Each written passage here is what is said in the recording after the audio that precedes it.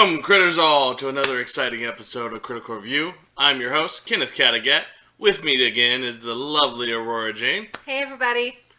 And we are going over episode 92, what I'm calling Transform and Roll Out. How you doing today? Doing okay. What were your overall thoughts of this episode? Lots of fun quirkiness in the beginning, little stale and run-of-the-mill towards the end. Can't disagree. It was a little peaked early and then just fell off at the end. Looking forward to the Pit Fiend fight, though. He looked a lot more, I don't want to say deadly, because we've been described as lazy, but his mini was definitely more terrifying than the first Pit Fiend. But, yeah.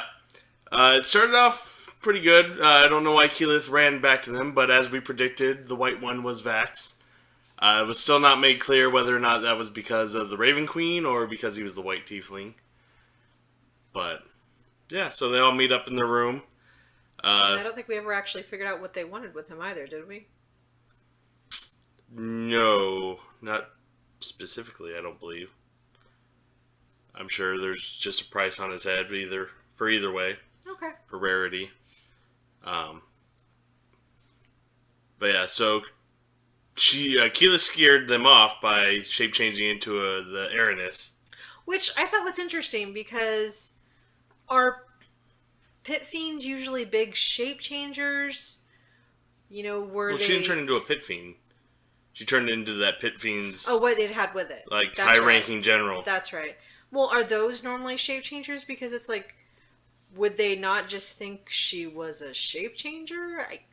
I guess I don't know enough about what different, demons and I would say whether or not they bought her as an Erynis, they know what an Erynis can do, and probably that was enough to scare them off. Okay, that would make sense then. But, devils take different shapes and forms all the time, so who knows? Just by the fact that she had those powers could have been. But yeah, just the fact that she could be an Erynis is scary enough. We find out Grog has the Asmodeus ring, I guess, is from Pre-Stream, which apparently is for symbol of the Lord of all Hells.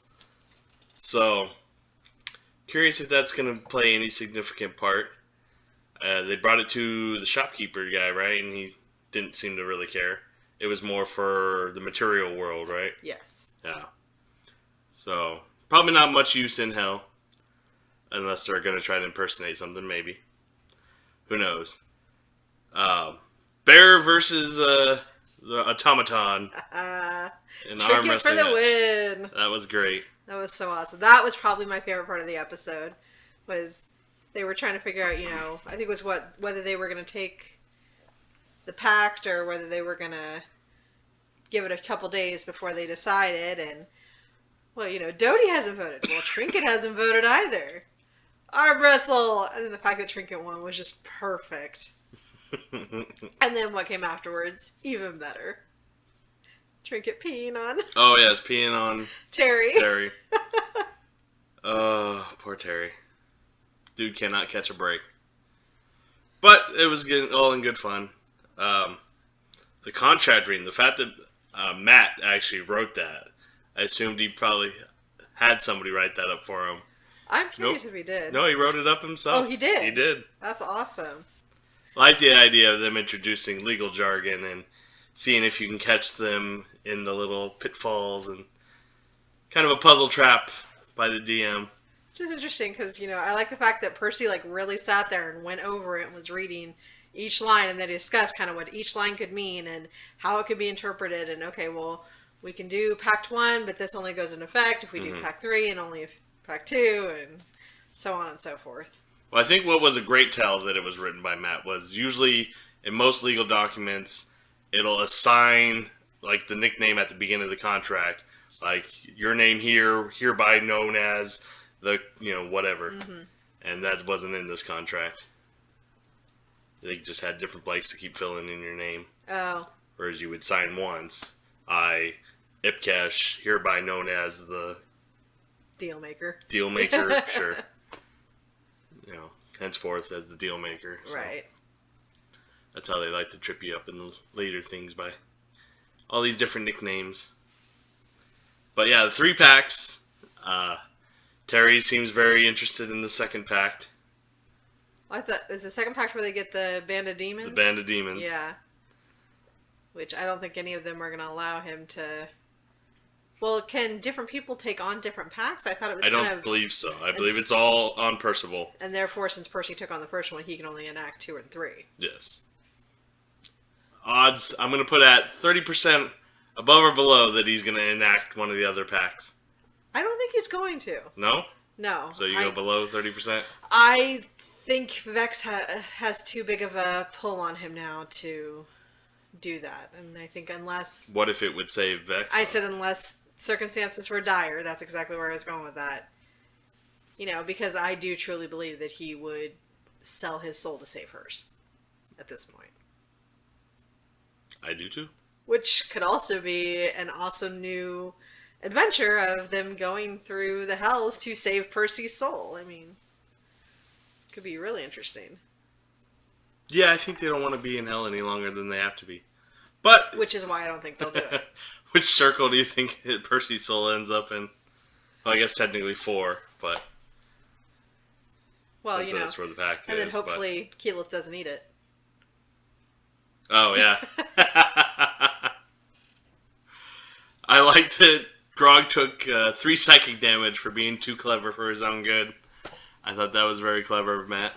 It was funny. It's like, oh! Too smart for your own character. Just nice to know that stuff can happen. You know, I think it's a great thing to bring into normal games for players who are going a different route than what their character actually is. You know, metagaming to a degree, but also, you know, this is your character. This is what your character is capable of. Just because you're capable of more doesn't necessarily mean your character is. And I think that a lot of that's forgotten in D&D in general. True. I think you just had a slip moment and you had to be reminded, hey, be mindful of what you're doing. Oh, I do. I agree. I completely agree. I'm just saying, you know, it's a nice little thing to think of just in general terms, you know, and everyday D&D practicality. Well, because he's usually good at separating what's Travis and what's Grog. And he accidentally did a Travis thing as Grog. Yeah. And so I like that he got penalized for it. So they move on and they find a pretty interesting shopkeeper. I've seen a few drawings of him and he's creepy as all get out. I would think most things in hell are. Yeah, but this they took some interesting turns with this guy. Like, especially the way Matt was describing, like, his finger and stuff. Right? Oh. The thing he broke, he was piecing it back together. The street meat Grog eats. Can't beat street meat. Because it beats you back. I love that Vax, like, has his hand on him. Yeah, waiting to do lay on hands. I think he was concerned for poisoning or something. Something like that. I thought he was worried he was, like, going to take him over or something. If Keyleth can drink souls and not be taken over, I think they can eat street meat. But yeah, I love that it noshed back. Yeah. You know. You see a different shade of red coming out, and not so much of the shape of the blood, but more of Grog's own internal blood. I was surprised how adamant Terry was to sign the contract. It was weird because, like, he got all adamant, and then when it kind of looked like they were going to let him, he was like, wait a minute, you're actually going to let me do this? Like, you know, as we know in general, Terry likes to talk a big game and likes to boisterously strut around, but when push comes to shove, that's not Terry's bag. Yeah, but then he came back around when he heard about that second pact. Yeah. So I thought that was interesting. I love how quick Matt is with, like, comebacks. I liked Ipkesh's response to the not guaranteeing their safety because he didn't want to be penalized for their stupidity. I was like, that makes perfect sense. Yeah. And it completely shut down Percy, too. Like, I wish I could do that quickly. I'm sure it comes with years of practice. And acting and all that, yeah. No doubt. I just wish I had that power. Give it to me. Come on.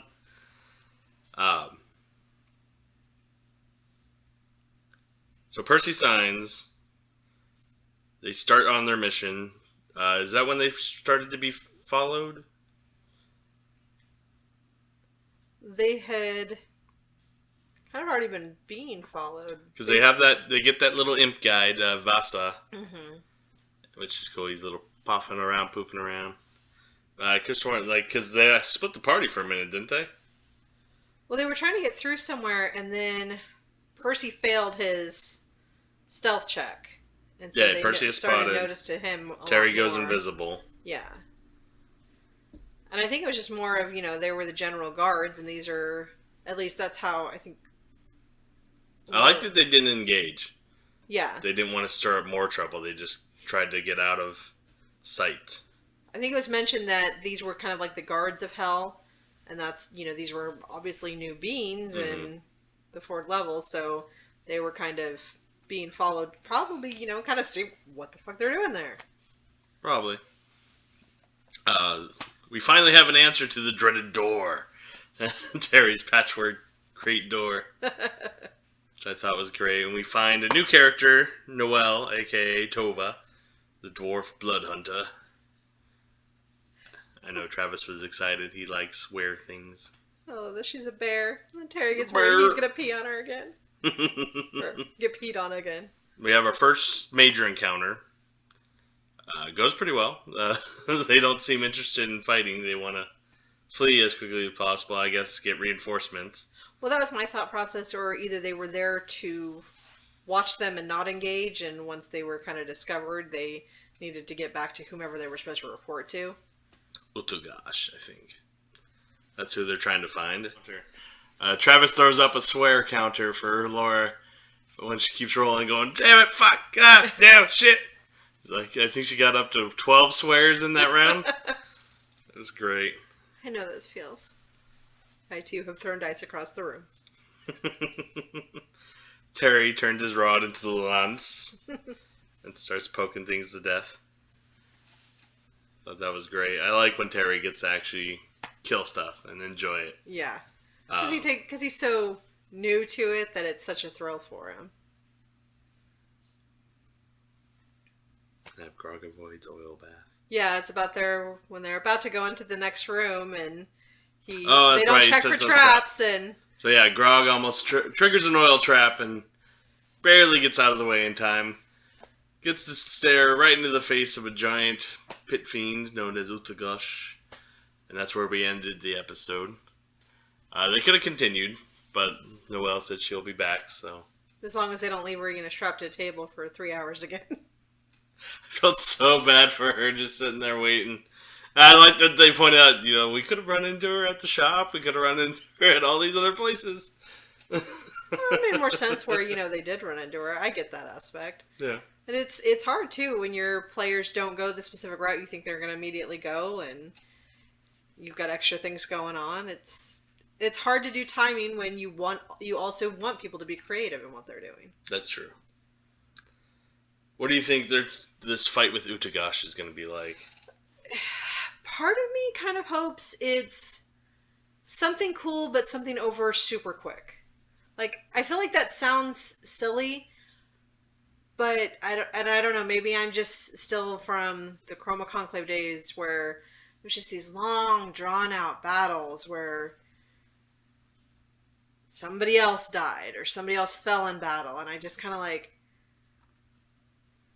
I don't know, maybe a cool hour-ish battle would be okay, as long, like, I'm tired of every battle ending. Or you know what? They start getting their asses beat right in the beginning, and they have to retreat. Like, that could actually be cool, because it's definitely, once they've gotten to these higher levels, like, 14 and up, they think they're invincible. I wouldn't mind seeing them getting, like, one round in before it's Utagash's turn, and he, like, instantly obliterates Nova. That, or... like, oh, let's go. We're out. Or in, like, one strike takes a third of Grog's hit points.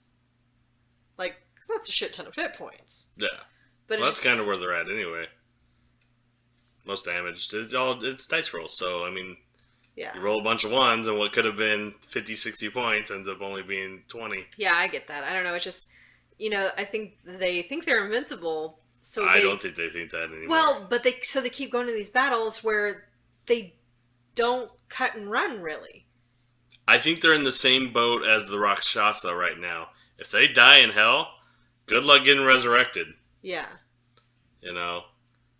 I don't know, even if they get their body back to the material plane, if they're going to be able to resurrect, because the soul might be forfeit to hell. I mean, that just might be one of the rules of the universe. Yeah. So I would be terrified to be going into these fights all willy-nilly. So yeah, I don't know. I do think it would be interesting not to see them take on a death, but to see them take on some real damage and leave the situation. I think could be interesting. I just cut it off at like 5 rounds. Add some narrative if you're going longer than that. You know, add pauses to the fights. Like, don't be afraid to, you know, have he's a big ass boss. Have him talk. Have him monologue for a minute. You know, why are they there? Who sent you? Type of stuff. Bad guy always likes to give a monologue. You know, let the party like heal up while he's monologuing. Just, you know, I don't know, add some flavor. Something new. Yes, other than just 20 rounds of them slogging it out. Yeah. And whoever's left standing is the victor. Yes. You know, don't bring in a bunch of side characters. You know, just let everybody wail on Utagash or something. I understand that kind of makes it unbalanced because they're going to get more attacks off than he is. But that's why you give him legendary actions, because then he gets to take stuff after, you know, 3 other players' turns. So you'll end up getting basically 4 turns. Stuff like that. You know, don't drag it out just because he's Utagash. You know, you've described him as fat and lazy. Let him fall quickly. Give them a false sense of confidence. Let them just obliterate Utagash. Be like, oh, that could work too. We're invisible. Let's just charge into this, you know, prison willy-nilly and then obliterate them. Yeah. So yeah, what was one of your major negatives of this episode? Mainly that the little skirmish they did get into was just as predictable as every other skirmish they get into. And I don't know, I feel bad. It's like, as much as I love the show and, you know, obviously tune in every week, enjoy all the characters, enjoy all the actors, I guess with anything, there's aspects to it that get redundant. And that's just where I'm at with those types of encounters now. Like, if I knew what was going on, I might actually fast forward through them. Theoretically. Obviously, I wouldn't mind seeing them in real time instead. Because I think all those, 4-hour battles are 10 minutes long at most. Oh, yeah. So, I think that would be a fun way to figure out how to do that. Yeah, I know you can't do it live, but in, like, the recaps or something. I don't know. Food for thought. Find a way to make it feel faster. Or at least more dynamic. Yeah. Maybe start having your players describe what they're doing instead of you always doing it. Let them add their own flavor text now. Especially now that they're at the point that they've heard it, that they know what their characters can do. I feel like in the beginning it's always really important for a DM to do that in general, because... So let's take how do you want to do this away from the final blow and just give them control of their character now. Yeah. And how are you doing this? Yeah. And see what happens. You know, granted, some people might try to OP their character, and that you'll have to be the monitor of, but I think it'll give a new flavor to the series instead of you just constantly reiterating what they're doing. Mm-hmm. You know, let them just lead with flavor text. Tell them, like, tell them what the AC is after they've hit or something. Like, I don't understand the big secrecy with AC and having to constantly check. Yes, that hits.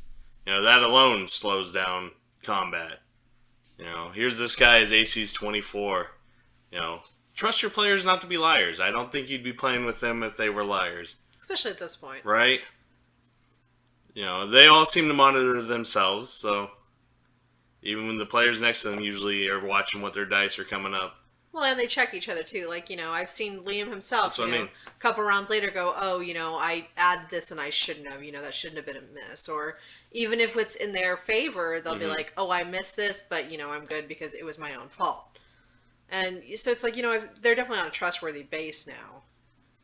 So even if they weren't, your buds you hang out with in general, they have proven themselves to be legitimate, honest players. Any other general thoughts we want to see for next week, or I would like to see Trinket pee on Terry again.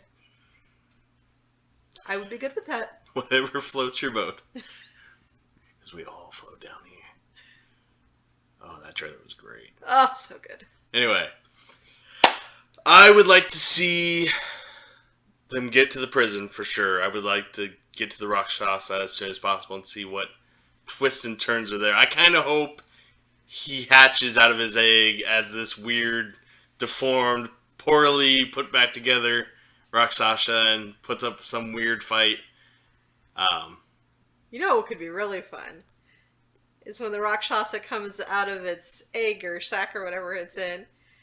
It's like a little baby tiger. And they want to take care of it. And then it turns on them in 5 episodes. I can save him. I would like to see them actually try to go for a horror element. Make it this... You're in hell. Try to add, I don't know, some suspense and... I don't know. I don't know how you could do jump scares in D&D, but find a way, because that would be awesome.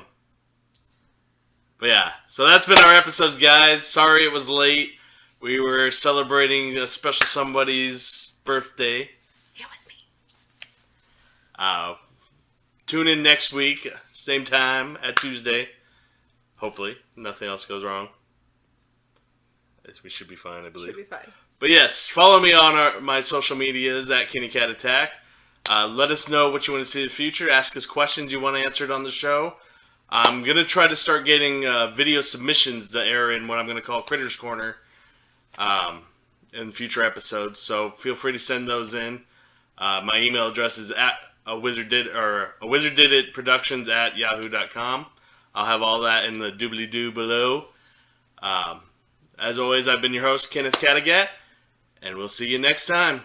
Roll on.